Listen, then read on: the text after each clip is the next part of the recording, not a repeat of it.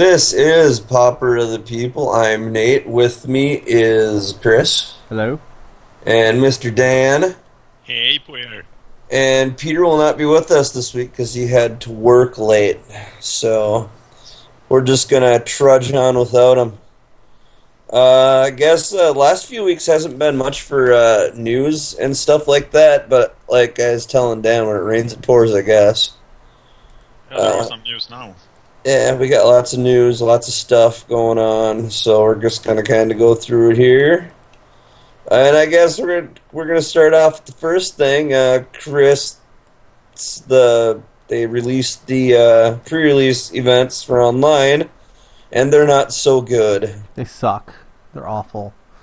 So we're gonna start off with the first pre-release event that you can play in for Born of the Gods that they list in this article, and it's the Sealed Deck pre-release event. It's gonna require 20 tickets plus a Heroes Destiny entry object, which is a $5 object you can only purchase from the store. So all in all, you're going to spend $25 to play in this event, which is actually one ticket less than your. What is in real life? Yeah, well, I don't know. I don't know what it is in real life. It's 25. Okay, so it's the real life payout, and yeah, you have to pay 25 full tickets for this, right? And Magic Online is gonna provide you with 2 Born of the Gods booster packs and 3 Theros booster packs, and 1 seeded booster pack. And your prize payout, though, is what really gets me about this, because the prize payout for this is just strictly worse than a daily event. A sealed deck daily event. Now, talk with James Belts about this on Twitter, and I guess they have to match the real life payout on this for whatever reason.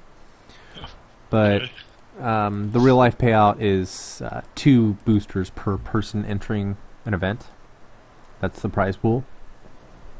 But yeah, your prize payout for this event is 10 Board of the Gods booster packs for a 4-0. For a 3-1 you get 4, and for a 2-2 you get 1 booster pack. So this is just awful value. I'm sorry. It's just awful.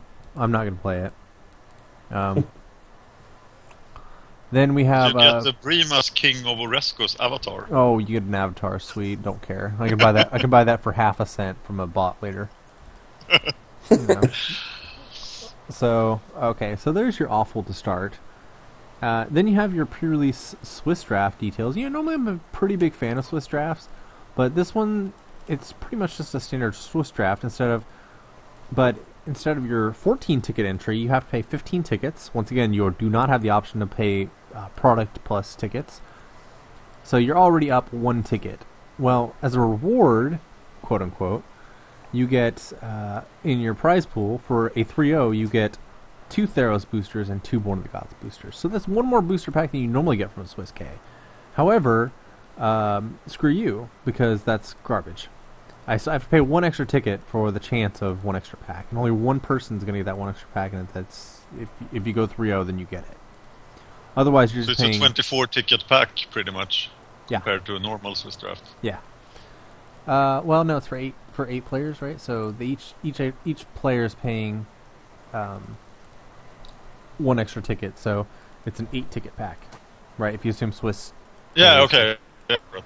Yeah, it's an 8 ticket pack that you're trying to get to earn by going 3-0. Well, the bar game.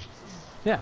So, then you have an 8-4, which is fine, but once again, you're gonna have to pay. Well, actually, for an 8-4, you get the option of paying 14 tickets. So the 8-4 is still like your standard value. Then you got 4-3-2-2s, which are just awful, but people keep playing them, so they keep throwing them at us. You can also play a Swiss draft, which is fine. Then you get down to this 16-player sealed deck details, and this requires 26 tickets. This is a release event. I don't think this is available on pre-release, but so 16 players enter, and I'm confused as to whether it's Swiss or single elimination. It says playstyle Swiss, but then under duration it says single elimination. So the price payout looks like single elimination. I'm going to assume that's what it is. So, and that's for 4 match wins you get 12 packs, 3 you get 9, and 2 you get 3. So this is actually decent value, right, compared to normal, but you're still paying the 26 tickets instead of the boosters, which, Theros boosters right now are 3 tickets a piece on Moto. Yeah. So, yeah. Just paying strictly tickets there makes it a pretty bad value for not that much of an increase in payout. And once again, I'm not really sure whether it's Swiss or single elimination. If it's Swiss, then I might play it. But I'm guessing based on the way that this is structured that it's actually single elimination, not a Swiss event. Seems like they're watering down some of the prize support. Oh yeah, they definitely are. Right. Which is really weird. And that's all over Twitter too. Like pretty much everybody's saying on Twitter is like, wait a minute, what? You said you were gonna Theros failed, so you're gonna change it, make it better, and it's not really better at all. No, it really isn't. It's actually pretty bad. It's still awful. So. Yeah, I'm actually not a huge fan of the. I'm starting to view this block a lot like I did Kamigawa, as in just a really bad block. So. It is not so far doing the damage that Kamigawa did to their sails. It seemed to be I don't know. It's doing quite well. I don't know. It's definitely doing well. But, I mean, normally I would play in these pre-release events, but this is just awful. I'm not going to do it. I can't bring myself to continue to support this brand whenever they're basically like taking away and slapping us in the face with these things that were supposed to be better and they're just not. Yeah. So I'm not playing in it. Sorry, Dan. I know that's like the most popular time for the channel and everything, but I can't blame you. I'm not playing in the meantime either. Yeah. It's not happening. Just wait for the singles to come out or draft later. Yeah, pretty much. That's what I'm going to have to do. Which sucks because I am tearing up Theros Block Constructed, and it's going to go through a major shift. And I'm going to have to require all these singles, like the day of, to stay competitive with Block Constructed. I don't know. Just the way it works sometimes, I guess. Yeah. Big corporation making decisions. So, screw the Born of the Gods. We'll just pick up singles, and I'll support, bot chains over wizards. Yeah. Well, at least we're getting collector coins, right? Yeah. Oh, yeah. Yes, next bit of news is we got the Magic the Gathering collector coins. They're basically looking like, not really coins, but like a silver bar. Yeah. They're supposed to be. Where did I read? They're by the New Zealand Mint, and they're going to be guaranteed 0.99 silver. So, and they're going to have Jace the Mind Sculptor on them. So it's they're basically. So if anyone's in the market for collecting silver, I guess this is the time to buy. There is going to be a limited print on these. They're very limited. You know those TV commercials you see on late night TV that advertise that they just found like 1 million silver buffalo head coins? Yeah. Yeah, that's what this reminds me of. Like, this is a limited offer. If you call now, we'll throw in an extra 30 for free. Yeah. So, I don't know, it's kind of cool. It's kind of interesting to see Wizards jumping into the realm of coin collecting. And it doesn't even look like a coin. It looks like it's a silver bar the size of a dollar bill. And it's like just an ounce of silver. Yeah. So, it is what it is. It's out there. It seems like they're starting to try to they're trying to outreach into other places instead of just collectible cards now. So, but yeah, so there's that. The collector coins. I'd imagine they're going to go pretty fast. Chinese. I guess there's a rash of counterfeit cards coming out from China. Yeah, and they're really good. They are better than any counterfeits. Yeah, the counterfeits are really they're saying they're really perfect. They're hard to tell, but I'm guessing it passed the bend test. Yeah, that's what I read from the so we linked the Star City article on this. Yeah. And so reading some of the comments, people are saying basically what I'm gathering from all the comments. I mean, there's like 200 plus of them now. Yeah. That these things pass the bend test, but they don't feel like Magic cards, right? So it's okay. You can probably tell that they're fake, but if you're tired, if you're not paying attention, Yeah. if you don't know what to look You're for, you may buying not be them. able to tell. So So you're gonna be able to tell off the thickness, but that's about it.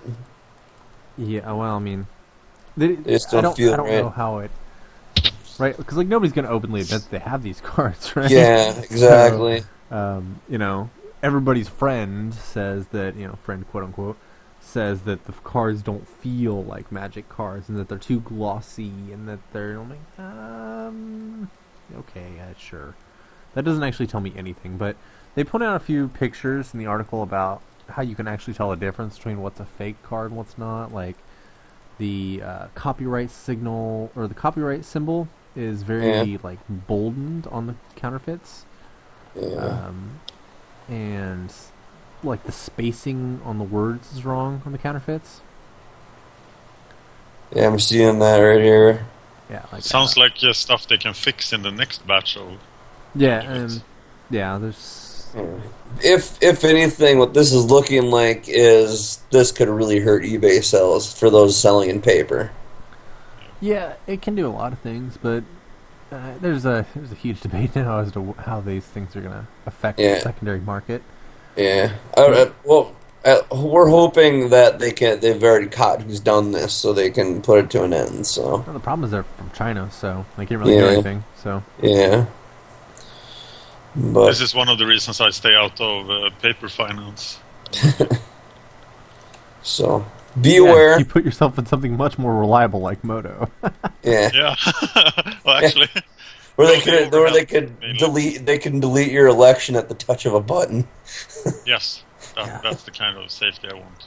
From this trusted company that never does anything to screw us over, right? No, they don't take away your Pauper events, and they don't No. make sealed make pre-releases awful. And they make a fantastic new client. Yeah, Okay, yeah. now we're complaining again. It seems to be a trend here. Yeah. Let's move on. It's Okay. yeah.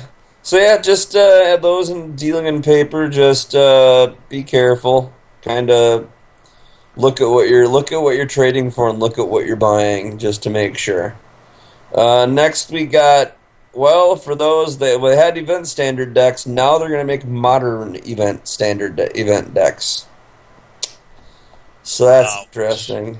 Yeah. They're gonna be $75. They haven't released what the decks are gonna be yet, but they're gonna go. The MSRP's on them is gonna be $74.99. I'm guessing you're probably gonna see some cheaper form of Jund No, or no. something like that. I You don't know, can't but you can't function with Jund without a functional mana base, and they're not going to give you a functional mana base no. in there. What I think they're going to go for probably, and still stealing this from the A-Team podcast, they're probably going to go with black-white tokens Let's because see it's here. a sort of viable deck in modern. Yeah. But I don't know, Dan, you know more about modern than I do. The question is here, will they care about the secondary market or will they just make cards available? Because if this puts the fear into me as a MTGO finance person, because Yeah. the modern cycles are easy to predict and easy to act on, but this just throws a wrench in there because what will come? Yeah. Now, what about Snapcaster Mage? Is it safe to sit on... I have a ton of Snapcaster Mages. I wanted to sit on them until July when the modern PTQ season hits, but now this. So now nothing is safe. I don't think they're pissed I don't know, they Snapcaster, could just... They've shown before that they're willing to kill the secondary value with Modern Masters, not for the mythics, but for the rares. And this might actually be... they could give you $150, $200 worth of cards. Yeah. I mean, you're looking at a $75 product, but I think they're incorporating more than just the deck into it. Because like I'm looking at the thing here. It says it's going to be a tightly constructed 60-card deck that includes a 15-card sideboard, a strategy guide, a spin-down life counter, and 80 exclusive card sleeves, and 5 double-sided tokens in a deck box. So they're actually including card sleeves in with the deck. if you're buying it in paper. Yeah. All right. I say, Dan, So- if you haven't listened to the 18 podcast this week, I think it just got No, released I today. haven't this week.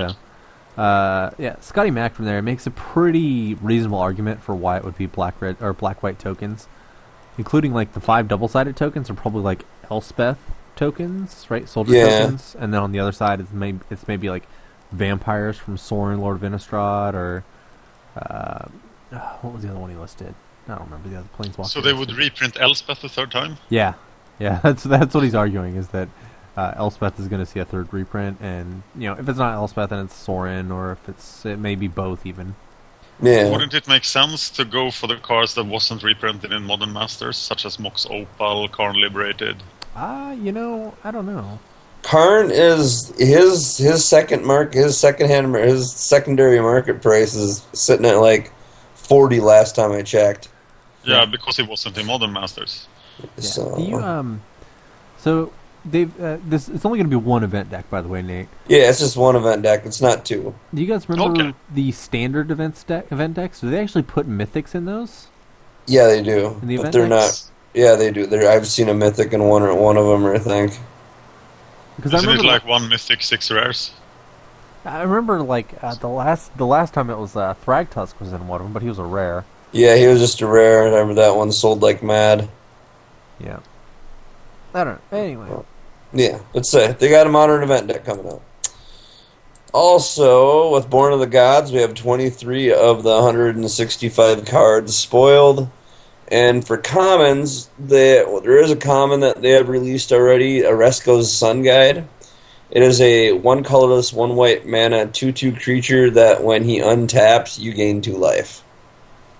I find the card interesting, being that regardless of the fact that it's a 2/2 for 2, it does fit in with kind of the strategy of White Weenie, where you're attacking every turn anyway, and every time this guy untaps, you're gaining 2 life. Yeah. I mean, it's kind of interesting to me that a card like that, because it does fit the strategy of White Weenie. I mean, granted, there is the argument, and Dan made it, that 2 for a 2/2 it is horrible for value. But considering what White Weenie does, where you're just dropping creatures and putting them to the side every turn anyway, gaining 2 life every turn can actually make White Weenie more annoying. Yeah. I actually see this more of like a sideboard card as Yeah, against Delver, actually. probably. I can't let this guy hit the table as a Delver player, right? 'Cause No. I can't beat 2 life gain a turn. No, I that's mean, what I I was can, but- thinking. You Yeah, just block him, right? Well, Block him with the first time you Spire actually Golem. block him. I say block him with the Spire Golem whenever he on in turn 4 when I first cast my Spire Golem. It's not very good, Like Yeah. I guess I can block him with a. Wouldn't you Frostburn trade a Brood. Delver for him? No, I want the Delver's how I win, right? I can't do that because I need Delver to trade with Core Skyfisher later on. If he Right. manages to sneak a Core Skyfisher down, because my fairies You can't probably attack. don't need to trade a ninja for him. Yeah, well, maybe I do. I mean, right? It just depends on what they have, right? If they have a Razor Golem down, then I'm obviously going to trade a Ninja for the Sun Guide. But Yeah. What are you cutting from a White Weenie deck to play this game? it's like I said, it's sideboard, so it really can do anything, right? That's one of White Weenie's versatilities is the sideboard. You can play Yeah. anything.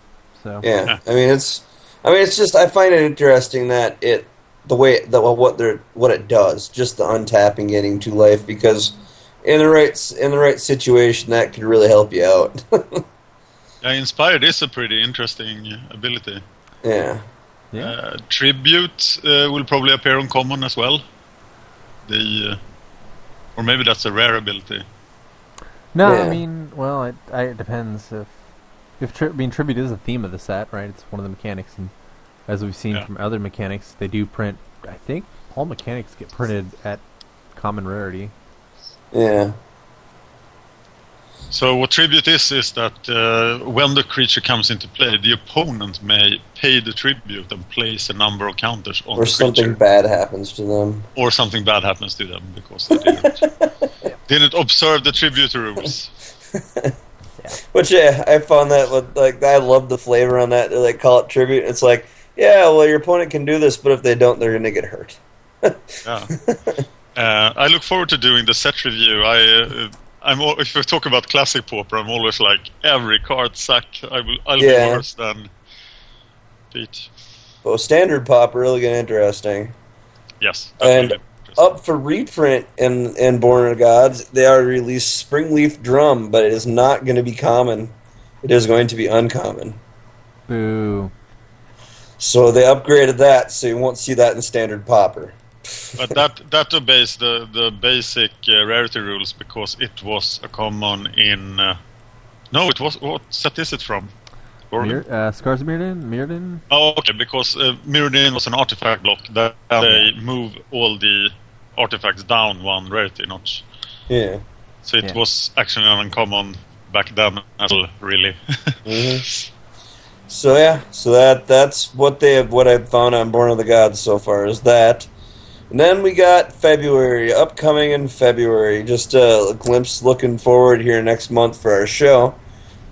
Maddie will be guest main hosting with a special guest interview with a famous vintage player and host of So Many Insane Plays podcast, Kevin Cron. So we're going to have him on the show. And Dan is going to bring on Brennan Rankin talking about the standard Pauper Gauntlet that's coming up. Yes, that will happen on February 24th, hopefully. Yep, on February 24th. The standard Pauper Gauntlet call for decks start. Yeah. I always say upcoming in February because I don't like putting dates on stuff. I love putting dates on stuff. Because how often when we do that, how often in the past, as luck would have it, it doesn't. So if I just put it vaguely in the future, it doesn't get hexed. Okay. So we have that coming up in February, so that should be interesting. Be interesting to have Maddie back on too. Haven't had him on in a while. The show, So Many Instant Plays, is a great strategy show. They go into depth for vintage strategy. It's really inspiring. Yeah, so looking forward to having him on the show. And last bit of news here, Fox has just acquired the contract to do a Magic the Gathering movie. First question is, Nate, are you going to see it? Hell no. I guess I'm with Chris on this. Dungeons and Dragons was a horrible movie. Okay, we got to stop the whining here. I like Dungeons and Dragons. I will go to the premiere of the Magic movie. I will cosplay Jace.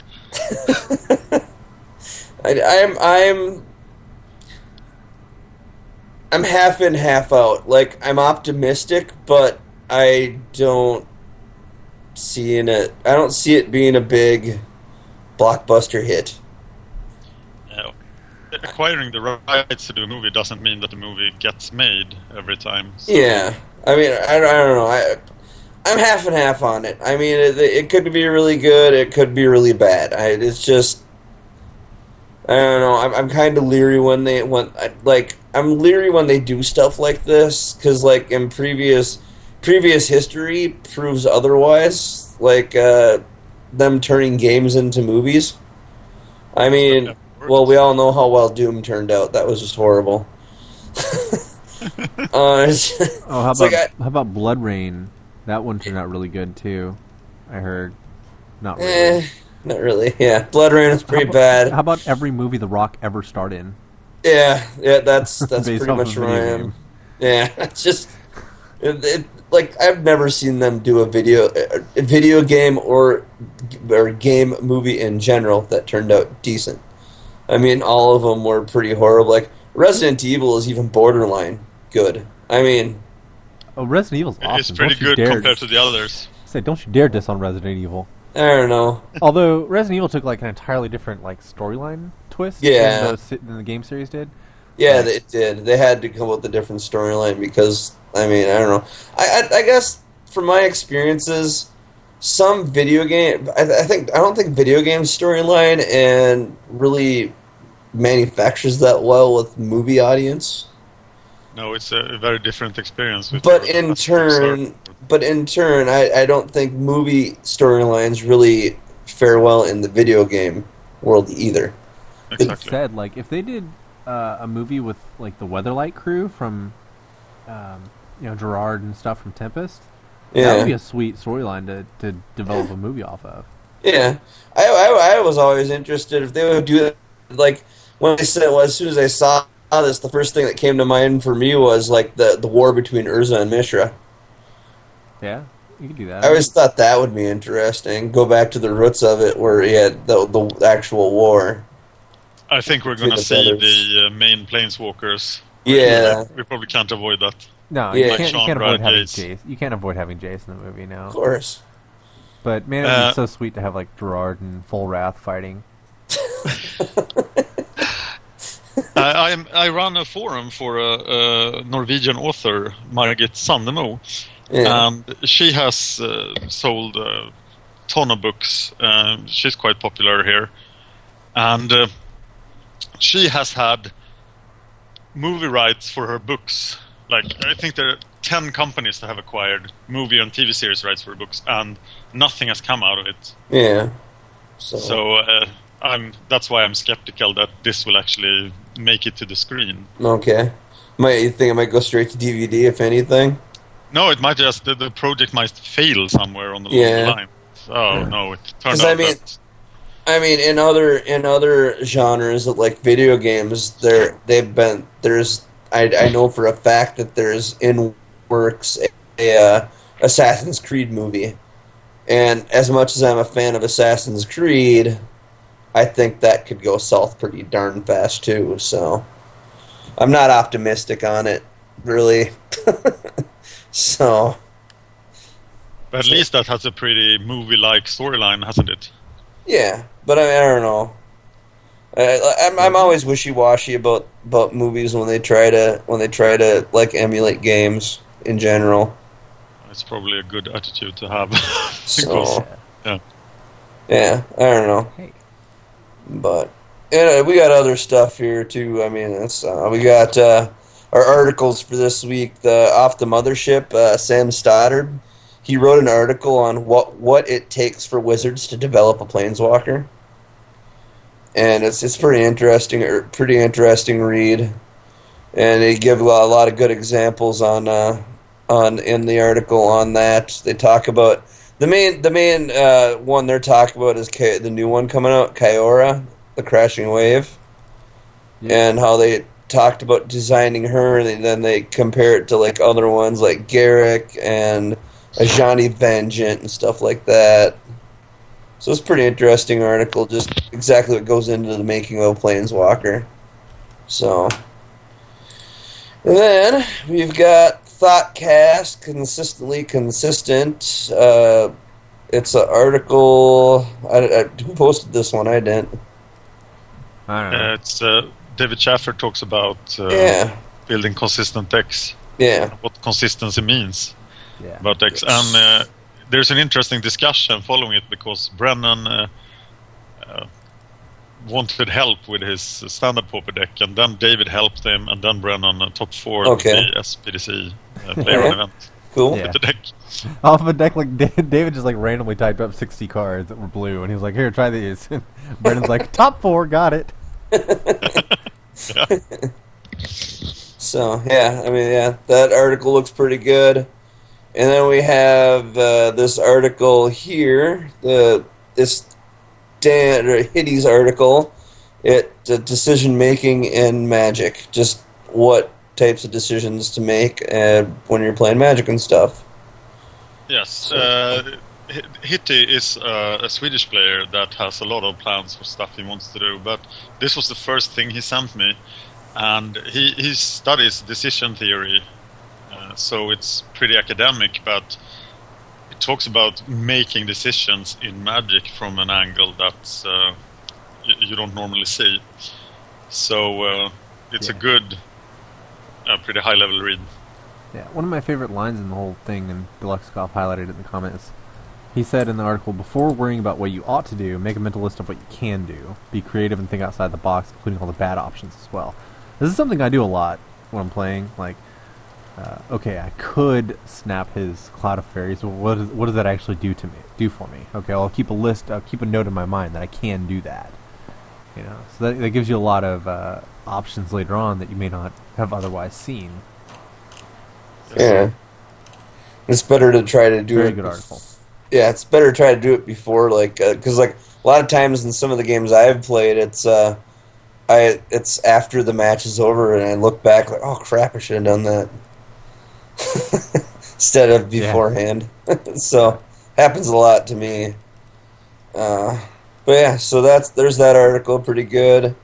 And then now going into the metagame, and then we're going to go into Chris presenting the next thing. We got in Pauper here, we have an Elves deck that got fourth in the 8-mans. Boo. So Elves, yeah. So Elves showed up. And then, Elves crushed me yesterday. did it? Yeah, Elves is. Yeah, I think this is actually the 8-man that I lost in first round to Elves, and I was like, God dang it, who plays Elves?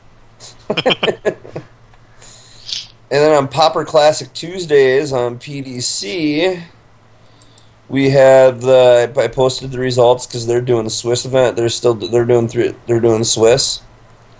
Just the results from the newest one, and then in the week before that they had one in a 5 colors Aras deck.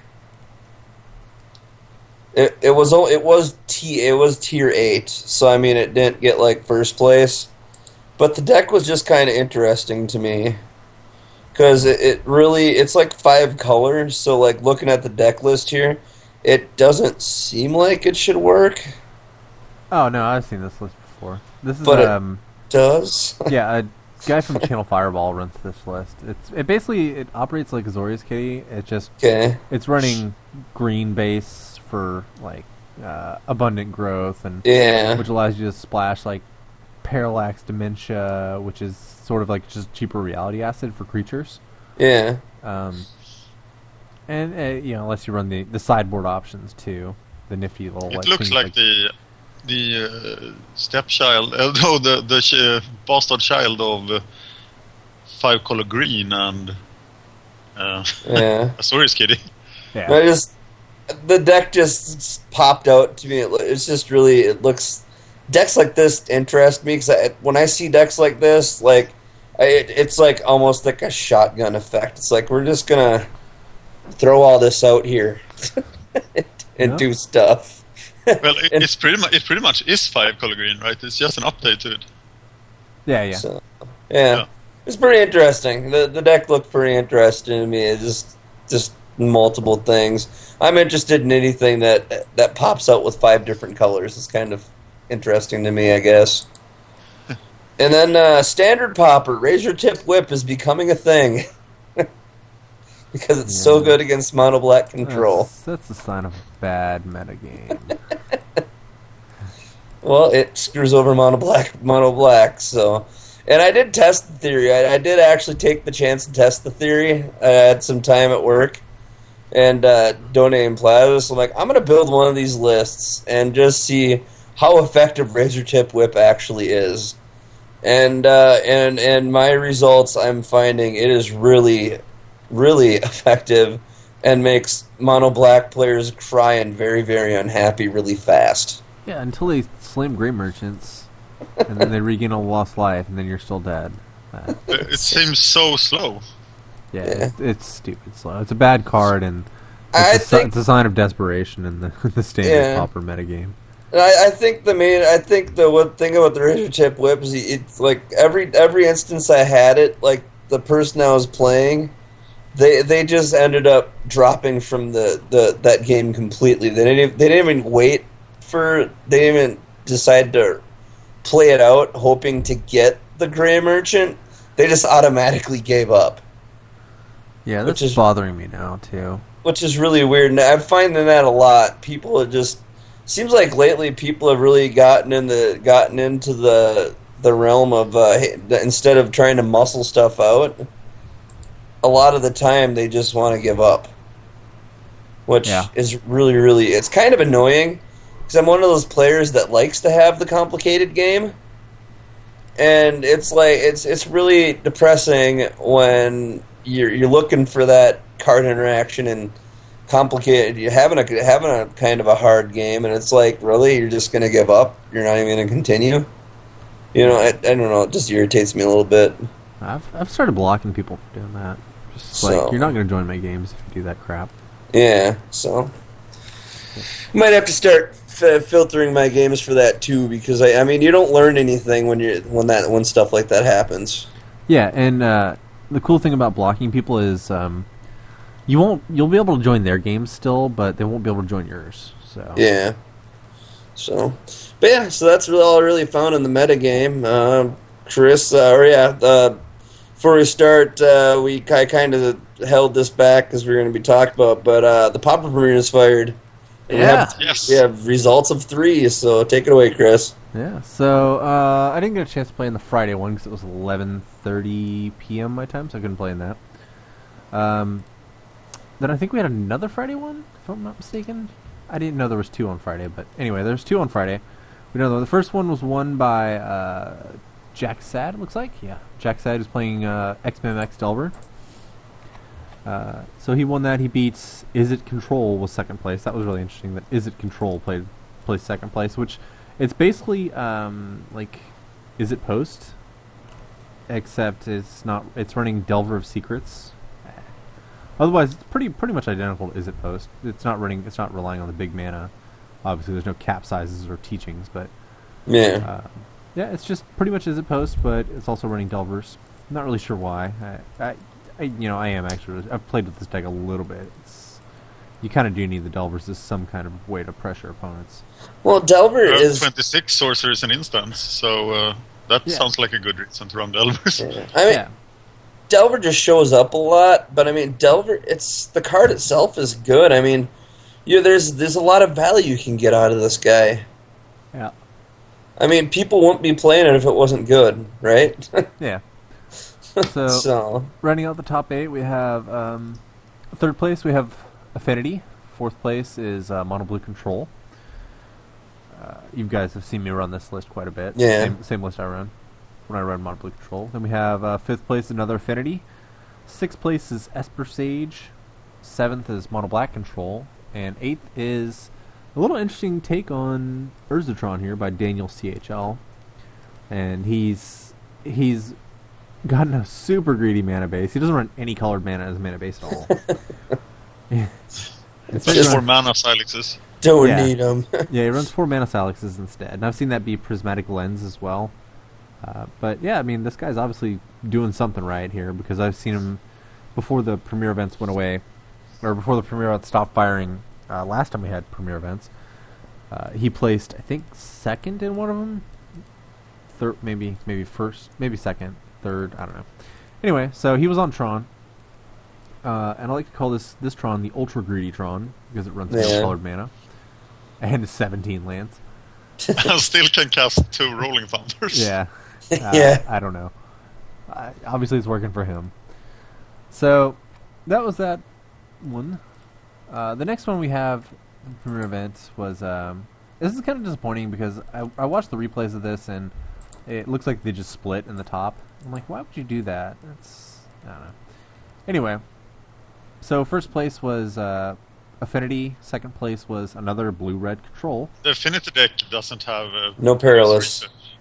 Yeah, that can't be right, can it? I don't know.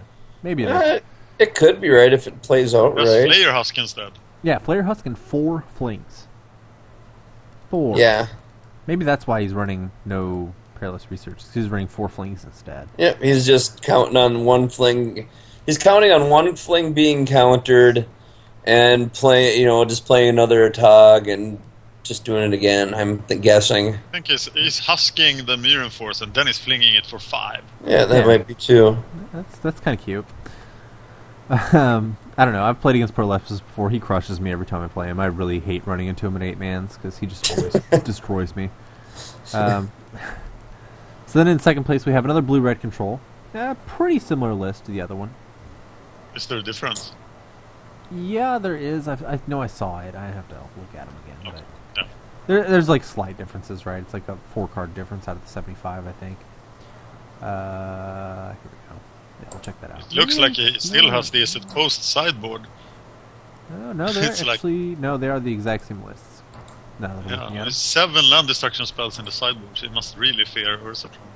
them. Yeah, well, I mean, that is actually a pretty big fare for this deck, for the blue-red control, because this blue-red control, it's going to be a what is it? What was he called it? Patrick Chapin called it, Dan. It's like a non-counterspell board control deck. Although this one does have counterspells, so I don't know. Yeah. It has plenty of counter spells actually. Yeah, but Tron has the ability to go way over, so maybe that's necessary to have lane destruction. Maybe he doesn't need other sideboard slots because he beats everything else so handily. That's one of the things Yeah. these control deck actually can do. It can beat a lot of things pretty easily. Well, if you can control the board, you can win any game. Yep. All right. Third place we have Esper Sage. Fourth place Mono Blue Control. Fifth place Horus Hexproof. Sixth place is Mono Blue Control. Seventh place is Deluxekov playing the green one deck. With Flare Husk. Yeah, with That Flare wasn't Husks. in there when I played it. He loves that card. he's always on the Flare Husk. So, yeah. And then we have another Hexproof is in 8th place. Budakov playing Yeah. Hexproof. Yeah, that's kind of interesting, right? Wasn't he like a blue-red? Wasn't he an Is It Post player before? I thought he was. He was a mono black control player for the longest time. Ah, okay. So that's that premiere event. And then we have my favorite premiere event. This is the one I placed third in. Good job. Yeah. So, I lost to the first place guy, who was Delver Fiend. Screw you, Nate. How do you Quit pronounce reading my mind.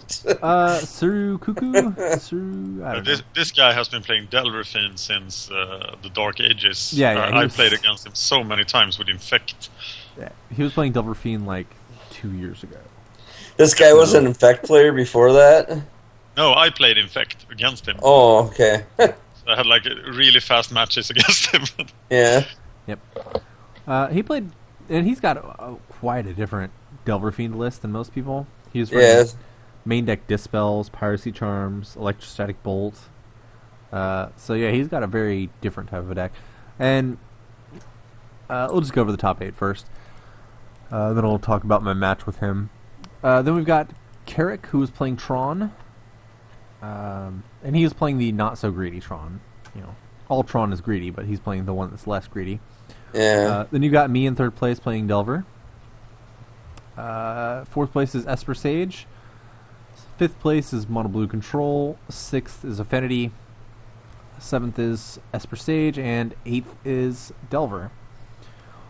So yeah, I made top 8. It was pretty sweet. I went 5-1 in the Swiss. I actually got pretty lucky there because, who was it? Killaby, I think? The guy who was...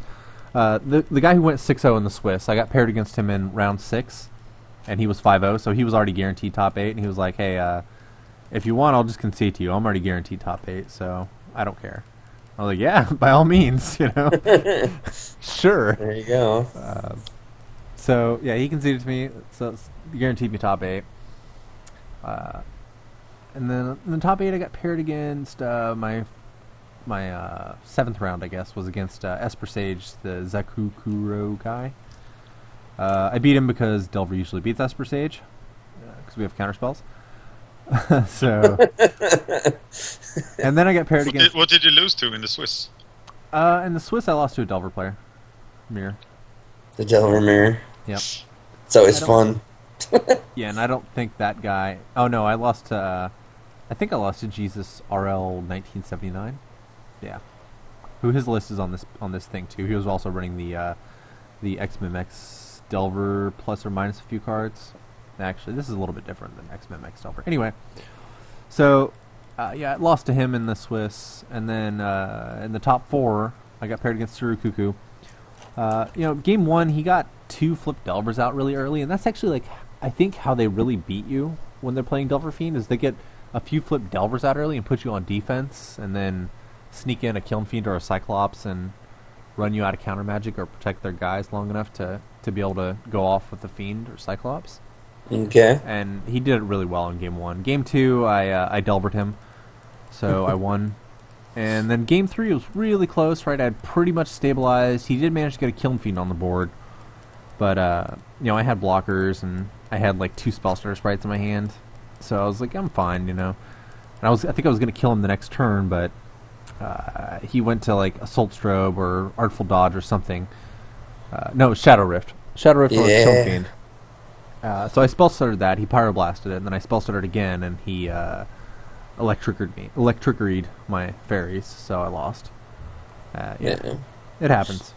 Yeah, I wasn't disappointed to lose. He played a very, very good game, very tight game, and he waited for the opportune. I think he killed me on turn 11, maybe. It was a really long game. Yeah.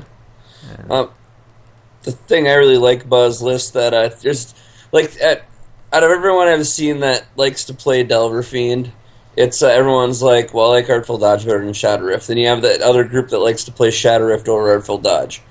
I think he's playing Shadow Rift. Like I'm on the side with Shadow Rift more than Artful Dodge. There's many times because this is a deck that I like to play. Most people know that. Shadow Rift is a card that gets you the unblockable, and at the same time, it also gets you if you can set your deck up the right way, you can actually Shadow Rift your way into your next spell. And when your opponent thinks you don't have it, then you're drawing into it. Like there's many times I've played this deck where the only card I had left in my hand was Shadow Rift, and I'm like, Shadow Rift, turn my creature, give him Shadow, and I'm drawing that card, and then you're just playing the next one right away. Yep. So the thing I like about it is like how you can get your opponent thinking like, oh, it's just a Shadow Rift, that's fine. He might not draw what he needs, and then you just play it out, and just get it. So. I don't know, I'm more of a fan of that than playing the Artful Dodge, just having that card advantage, getting through your deck faster. Yeah, I mean, I like this guy because he's taking this list into a, presumably a known metagame of like lots of Delver and lots of mono black control, and he's still running this list, right? Because it's the list he's most comfortable with, I assume. Yeah. So, he's taking a list just because he's comfortable in it, and he plays first with it, and he also placed pretty highly in another one of the premier events too. I'd have to find that, but I do like his list a lot. It's very much more control oriented, running the Piracy Charms and the Electrostatic Bolt and Dispels. Yeah, so I think that's really nice too. Yeah, and you almost have to if you're playing Delver Fiend, where the metagame is right now. You can't count on that. You can't count on the third, fourth turn win. You have to be able to stretch it out in a game where Delver and Izzet control and mono black is a thing. You have to tiptoe around those decks, and the easiest way to do that is to start building these Delver decks, these Delver Fiend decks with control functions. Yep. It's the only way this deck will survive in the metagame. Yeah. So he played very well. I don't mind losing to him at all. If I was gonna lose to a Delver Fiend player, I'm very glad that I lost the way that I did. Right? He didn't turn 2 Kiln Fiend me with Hydroblast, Pyroblast backup or whatever, or double Pyroblast backup for his Shadow Rift. Right? He actually did it legit. Right? He played his cards very well. He played very patiently, and he beat me legit. I really don't mind losing to him. Played his stuff at the right time, and it wasn't just a nut draw. It was very well set it up. That's good. That's. I for one am happy to see the deck place. So that's all I'm gonna say. I for one am happy that I got 12 packs out of it. So that's cool. Well, congrats. Or 15 packs. I don't remember. 12 packs, 15 packs. I don't know. I got a lot of packs. Yeah. Really sweet. And 4 QPs, which I'm almost qualified for the mocks for this season already. Nice. What kind of packs are they usually? Is it a M? It's whatever the standard awarding packs are for the. Oh, okay. Theros right now. Right? Yeah, Theros. Right now. Yeah, Theros packs. They changed Pauper to not be different quite a long time ago. Yeah. Oh yeah, so I do want to talk about the difference, like the way that I played the deck, because I was playing the X-Men Delver too for a while, but I found out that Bone Splitter and Cloudfin Raptor suck. That's my opinion of them, and they're just awful all the time. Bone Splitter's only good in the Delver Mirror, and even then, you have to get to a certain point in the game where it's relevant that you have a Bone Splitter, and they don't. So usually Delver games are decided way before that, and if you get to that late game situation, it's more uncommon to get to that late game situation than it is to not. Right? Usually a Delver Mirror hammers out one of two ways. You're going to out-tempo them, or you're going to both go to the long game where you're both miserable and you're trying to get a small edge, or deck them. Yeah. So I don't like that at all. And it really takes away your edge against certain other types of matchups. So when I modified the deck, I took out the Cloudfin Raptors and Bone Splitters, and I added 2 excludes, an island, and what was it? Logic Knot. Yeah. Logic Knot. Logic Knot was the other card that I added. I like that card. Yeah, Logic Knot's really sweet. It's only not very good against Tron. That's like the one deck it's really not good against. But when you're like pondering and preordaining and dazing and doing all kinds of things to get cards into your graveyard, Logic Knot is just another counterspell. Yeah, it's basic. It runs on the terms. It runs pretty much in the terms of what's the X counterspell that you actually have to pay mana for. Power Sync. Well, Yeah, Power Sync or something like that. Syncopate. Yeah, Syncopate or whatever. But it does something like when you're playing Delver Blue, and like in my experiences playing Delver Blue, you don't really care much what's in your graveyard. You're not bringing it back anyway. No, you're not. So in turn, you can use Logic Knot and just exile cards from your graveyard without having to really worry about it. Worrying about exiling something you were going to use, and just get and use your graveyard to your advantage. I mean, you're just basically all Logic Knot is doing is giving you another counter spell and making the graveyard not useless for blue. Yeah, which isn't a bad thing. And I will say that I definitely would not have made top 8 if I wasn't running excludes. Excludes saved me on at least 3 games in the Swiss. I can see why you're not using Deprive because you want to use Exclude, but Daze and Exclude seems like they don't like each other. Yeah, yeah. Well, the problem is, like, if I'm using Exclude, I'm on turn 5, right? Daze is usually a turn 2 or turn 3 play. Mm-hmm. So if I'm using Exclude, it's going to be, like, on turn 5 try and exclude a Muldrifter. Yep. So, and most of the time, turn 2 or 3, they're actually going to probably play around Daze. They're going to assume you have it. From what I've seen, anyway. And, I usually do, and I usually hope that I can just get them with a Daze. And if I can get somebody with a Daze, then they've already lost, probably. It's funny getting what's somebody up with the Daze. 3 snaps? You have been such an advocate of 4 snaps. I had been, but snaps are not very good against mono black control, and that's what I was planning on running into a lot was mono black control. I think with 3 snaps you're fine because I'm running the 3 dazes that are going to stop those early things that I would otherwise be snapping. So, I think 3 snaps is fine. They're also really bad to draw late game. Yeah, late game they're pretty dreadful. You want them in the beginning of the game. Yep. That makes a lot of sense. So yeah, that's pretty sweet. I like the list. Yeah, it's very tweaked, and I'll probably be taking this again.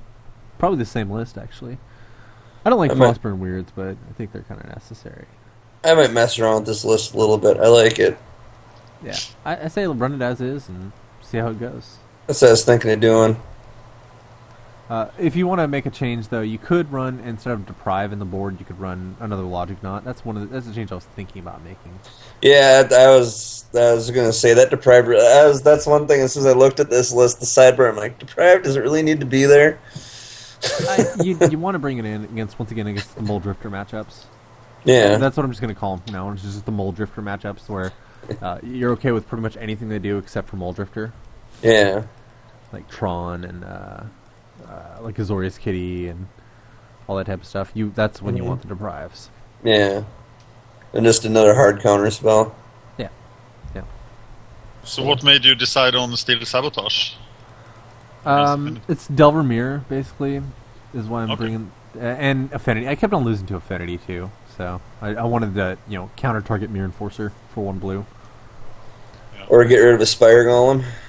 Yeah, or Spire Golem, Serrated Arrows. Yeah. Generally artifact cards are a problem.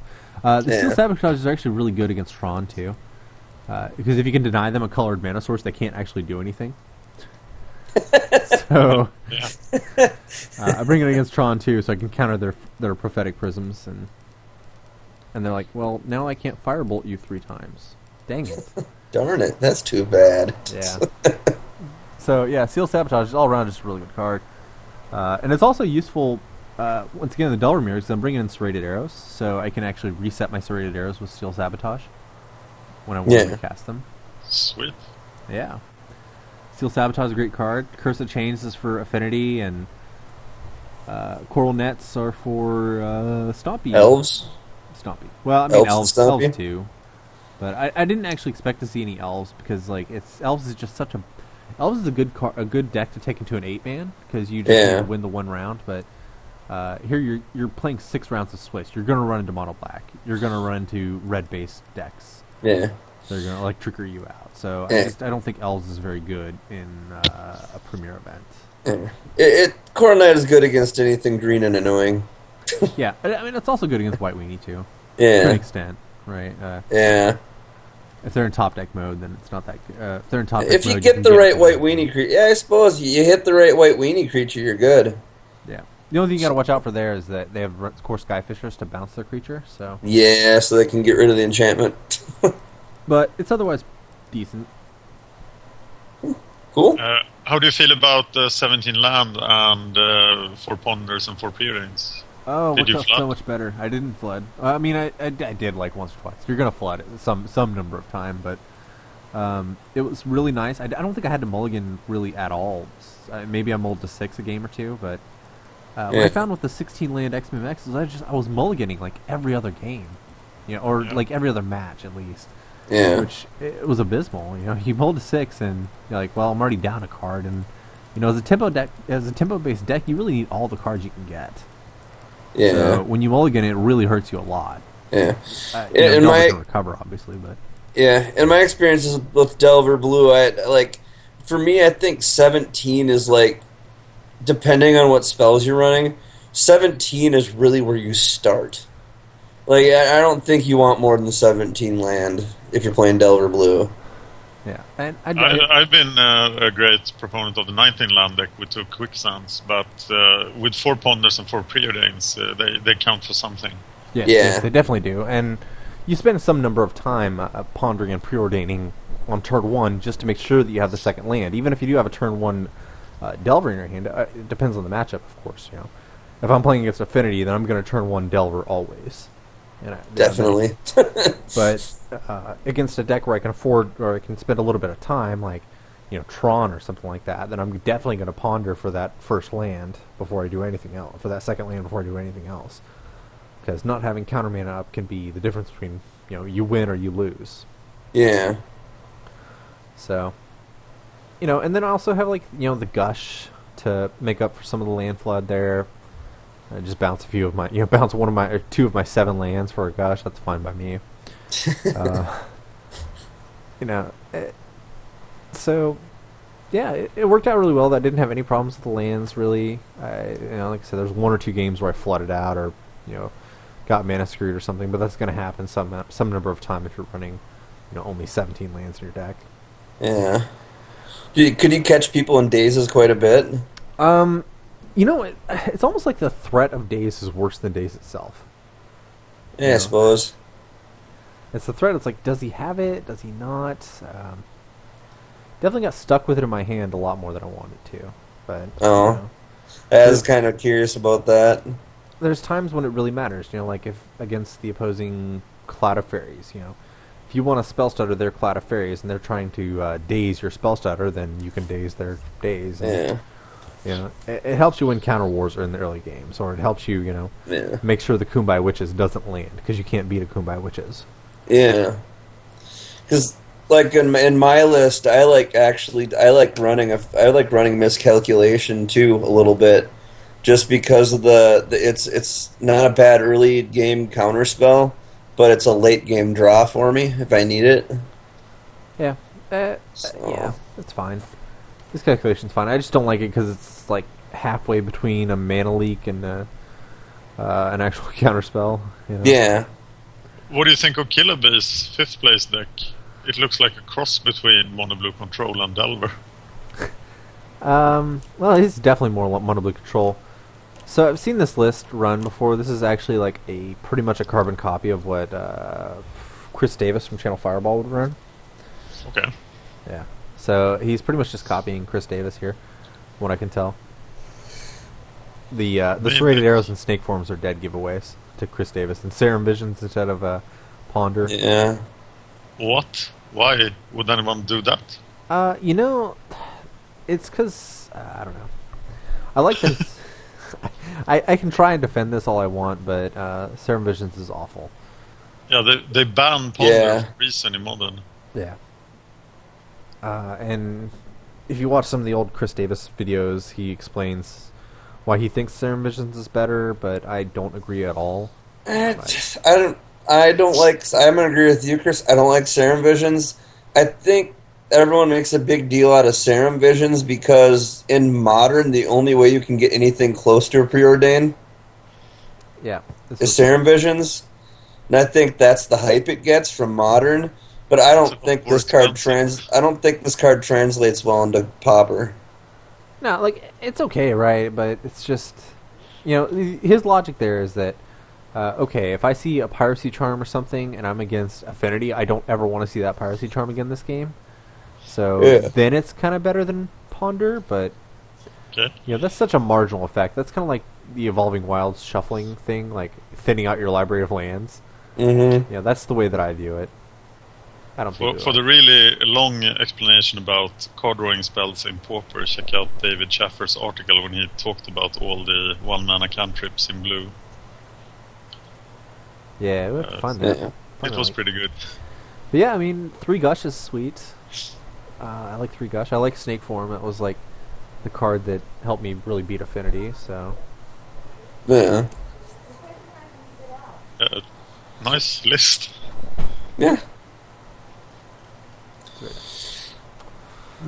so what else? All right, let's hope that the What? premiers keep firing. One of them didn't fire. There were 4, right? And these 3 fired. Yeah. The one that didn't fire though was the 11:30 p.m. one. On Saturday. Yeah, on Saturday. So I wouldn't put too much merit in that. That's Yeah. I think it did That's have like 5:30 in the morning then for Europe or something like that. So I don't know what time it's it bad is. for everyone. It's like Yeah. the Asian Pauper premiere. Yeah. Yeah, 11:30 at night to 5 o'clock in the morning. I think that's a pretty bad time for a Magic tournament anyway. Yeah. For our next topic, then I really want Yes, Pauper go for it, Dan. to keep firing, because if the premieres are back for real, and we now have an environment with no daily events, with 8 mans and with premiere events, then the Pauper prices. We're talking finance now. It might be the case. Pauper has taken so much crap. The daily events went away, and then there were the flashback drafts. So some Pauper cards have dropped 90% in price. But now, or actually about 3 or 4 days ago, last weekend, might have been the best time ever to invest in Pauper cards. There's still high risk involved in investing in Pauper cards. Higher risk than any other format, I think, on Magic Online. But we're now looking at a situation where Pauper cards are recovering, and there's a lot of potential to do so.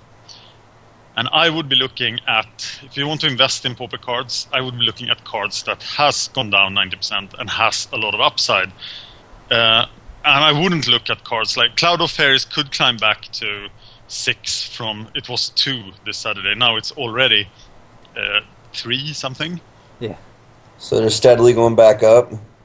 I don't think there's anything steady about it, but it is going up. Yeah. But if you look at cards like Snuff Out at 21 cent, Coral Net, cards that can recover 500, 600, maybe even 1,000%, Unearth was you could get Unearth for 19 cents, and they have been like, were they? I think they were like $3 at a point. They were up to 3.8 at the high. 3.8. Yeah, Wow. so you can find these. I would look primarily at the cards in the 15 to 50 cent range Okay. because they have the greatest upside. If you buy Days now or Cloud of Fairies, the expensive cards, you can get the playsets now, but don't expect a 200% return. Yeah. But you could have 1,000% in less than a year, and where else can you get investments like that? So Yep. Pauper has a lot of potential right now. Yeah. Wow, Days is already up to 1071. I say the one card I would actually particularly target is based on the mono blue controls showings in these daily events is accumulated knowledge. Accumulated knowledge right now, the lowest it's ever been was 83 cents, and that was right during the flashback drafts. Yep. And right now It's still low. It's still sitting at like $1. I think you get those like right now because these decks are placing, and you know, outside of Killabee's deck here, all the mono blue control decks are basically running the same mono blue control deck that I am, the accumulated knowledge version. Yeah. And there's a reason for that because it's really good. You know, I that's actually still my go-to 8-man deck right now, even over Delver, because the 8-mans are just littered with things like elves and mono black control with witches and unearths. So I actually will play mono blue control over Delver in the 8-mans right now. Yeah, you just need a stronger control deck to really wrangle in that mono black matchup, huh? Yeah. That and I like to think about specs for a little longer perspective than most people, and I agree that accumulated knowledge could easily be $3 again. And there's a lot of other cards that have like the 200% upside in the $1 range. Diabolic Edict, Spinning Darkness, Nettle Sentinel. Prohibit looks like a very good buy at this point. And the sleeper Innocent Blood that has been up at quite high has now dropped. Yeah. So Pauper is full of investment opportunities now. Yeah. And the lower, if you go for the 15 to 50 cent range, you have a much easier downside to handle, because the downside on Pauper cards is still when it looked the darkest, when Pauper looked like it would die, you were looking, and you still have Winter's Masters around on the horizon, but there is no inherent value in the Pauper cards if Pauper is dead. So the downside is huge. So there's a lot of risk compared to investing in modern cards. That brings me to my other finance thing. There has been a lot of spikes in modern cards recently. And I'm generally a proponent of keeping your modern cards until modern PTQ seasons, because modern cards will spike like crazy in June and July. Because this is the first modern PTQ season for 18 months. But right now, there are maybe 10, even more modern cards that you should sell. Because they are spiking like crazy. Yeah. So anything that you have 200% in, 200% is a lot in modern, so sell, because the upside is gone, and leave 10% for the next guy. Yeah, I think online is starting to see a little bit of what we have in paper, where modern, the format has taken a bit longer to fire, but now that it is firing a little bit more, as we go into modern season and stuff, legacy and your older vintage formats are kind of becoming less common, I want to say. Not necessarily less popular, but less common. You're finding you'll find that there's a lot more vintage and legacy players looking for match, looking for tournaments, and it's a lot easier for the modern players to find tournaments now. It will be interesting this summer with the modern event deck and then Vintage Masters and modern season. So, yeah, but all seems pretty good. Yeah, there's a lot more hope for Pauper prices than there were a week ago. Yeah. Yeah. The events are firing at decent numbers, right? We're getting 30 to 40 in each event. 30, I guess 33 to 40 in each event. Well, that's good. I think one of them fired with 42-ish people. So Well, that's good. it seems like there's a following. I just think that we still have a problem, though, in that it's still a 6-hour commitment minimum. Mm-hmm. Right. So I don't, Well, hate to be like a down player here, but that is still a problem. So maybe if they keep firing Wizards, we'll see that there's still something there, and they might. We can hopefully maybe in somewhere in the distant future see dailies come back. But at this point, I don't think Wizards are going to go back. no, So, yeah. but it is what it is. So, Chris, has anyone been raging on you? Sort of, this wasn't really like a bad rage of the week, right? So, rage of the week. Here we go. I'm playing Yes. Naya Theros because that's what I do in block. Theros block constructed, playing Naya monsters basically, and I'm playing against some sort of like brew, I guess is all I can really call it. And I drew. He was playing red deck, right? So I brought in volcanic or peak eruptions, right, which is destroy target mountain that player or just deals 3 damage to that mountain's controller. Yeah. So I drew 2 of them. I used it, and the guy replied, "Glad you could draw 2." It mana screwed him was the thing.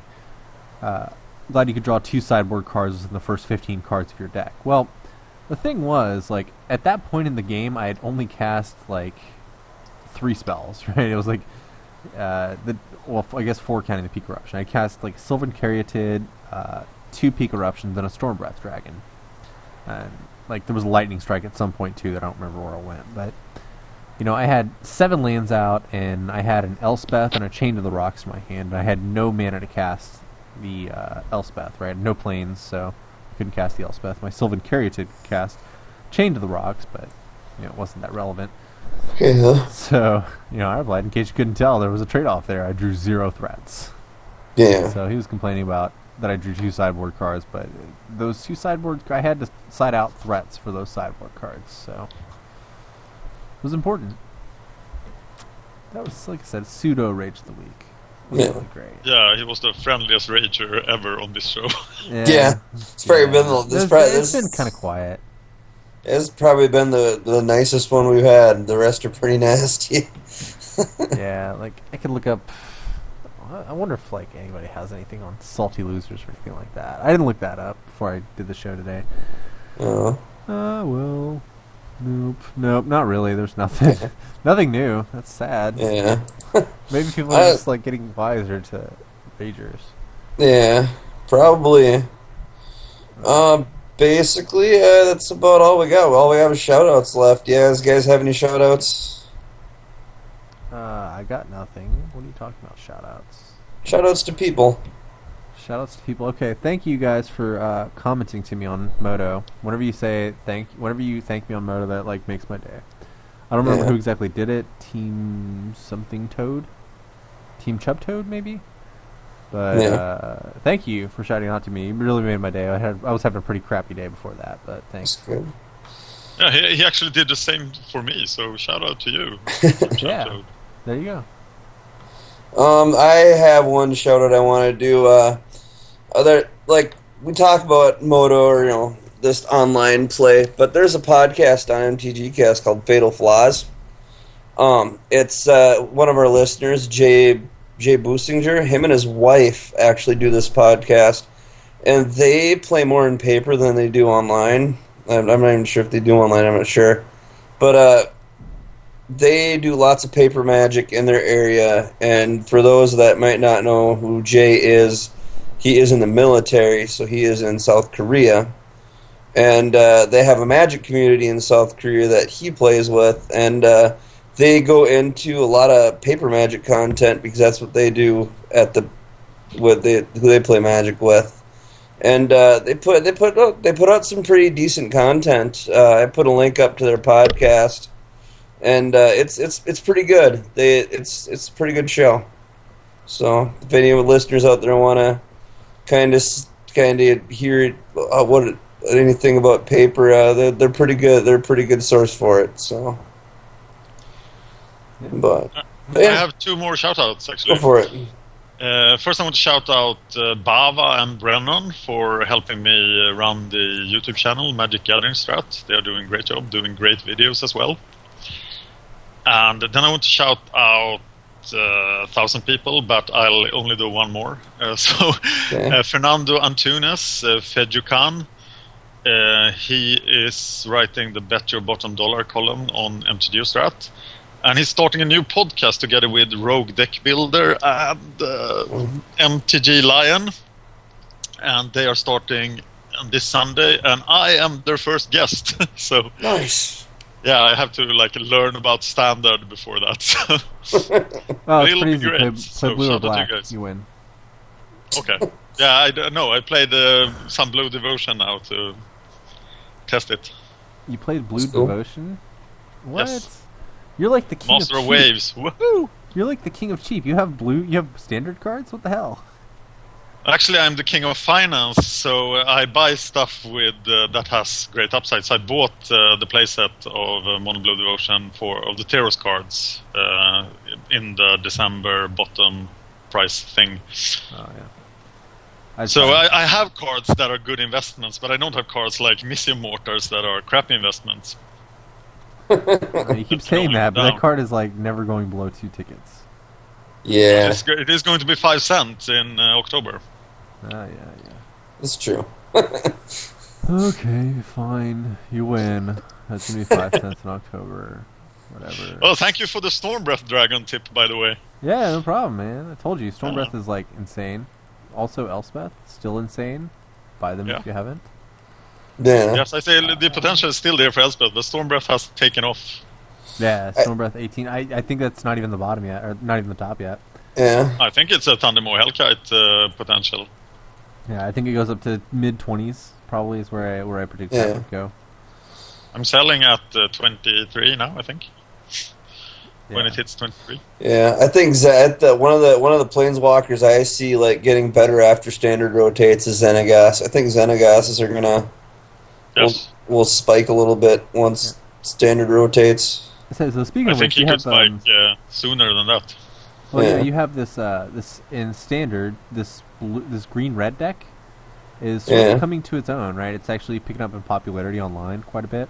Yeah. So I would expect Xenagos popularity or Xenagos prices to go up online pretty soon here. Yeah. And now you Xenagos get is right- Xenagos the God in Born of the Gods as well. Yeah. Well, I say Xenagos the Reveler now. He is he's a 3 of in this Gruul deck, this Gruul rampy I'm gonna throw everything at your face deck. Yeah. So he's a 3 of in that deck. Mythic rare. I can see him at least getting up to 10. So Yeah. it's a small upside, but it is an upside. So you can probably pick up. I would definitely pick up Xenagos to play with now. I don't think he goes Oh yeah. any lower He's than fun he to is play with too. That guy, I like that planeswalker. He's fun. Yeah. So I talked about block a lot, and one of the fun things to do with Xenagos and block is if you get Xenagos out and you get an Elspeth out, the Elspeth spits out 3 tokens, and then you can plus Xenagos for the mana for those 3 tokens. So, yeah. And this gets absurd because Elspeth is making 3 more tokens every turn, and Yeah, pretty and you're soon you can cast a Storm Breath, monstrous it, and then monstrous your Pelucanos, kill all their blockers as well in the same turn. That's just mean. Yeah. That's magic. Yep, Yeah. that's exactly what it is. Who lot can of be the fun. biggest jerk? Yeah. So you make absurd amounts of mana with Xenagos and Elspeth out. So. Yeah. But anything else? Anyone have anything else they want to share? No, I think we're good. Where can they reach you, Chris? I'm on Twitter at Seaweaver8518, and on Magic at Seaweaver is my name. Okay. MTGO. Where can they get a hold of you, Dan? I'm on YouTube at Magic Gathering Strat, and they can reach me on mtgostrat.com. And I also want to plug the Pauper to the People forums. They look like a wasteland right now. I'm the only one there. Please come to the forums. Dan's Start chatting it up. People.proboards.com. lonely. Yeah. I'm Sissela on the forums. Yeah. You can catch me online and Yukon, and it's on the forums. I'm in Yukon too. I know Maddie. We hardly ever mention Maddie, but Maddie does a killer job on the forums. So yeah, go check those forums out because Maddie puts a lot of hard work into them, and yeah, he's working on updating some stuff here soon. So hopefully I have some updates on that as they come up. But yeah, the forums are there for everyone to use, so come check them out. Otherwise, you can reach us at pauperpeople@gmail.com. You can get a hold of anybody. So, but with that being said, until next week, I'm Nate, And I'm Chris. And I'm Dan. and this is Pauper to the People. Papa to the people. There you go. That's